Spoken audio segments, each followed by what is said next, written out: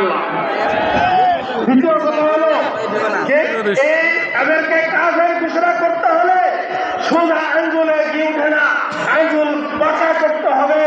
যেভাবে পাকিস্তানে এইসব কেন্দ্রীয় রহমতুল্লাহ আঙ্গুল বাঁকা করে পাকিস্তানি তাদেরকে কাজের ঘোষণা করিয়েছে, সেইভাবেই আমাদের কাপড়ের কাপড় পরে মাথায় নেবে কাজেরকে কাজের ঘোষণা করে দিতে হবে। সর্বনষ্ট করছি, যাবো কিভাবে? মহতারাম হাজিরিন, স্টেজে আমাদের আকাবিদের পদভারে মুখরিত আমরা দেখতে পাচ্ছি। উপস্থিত হয়েছেন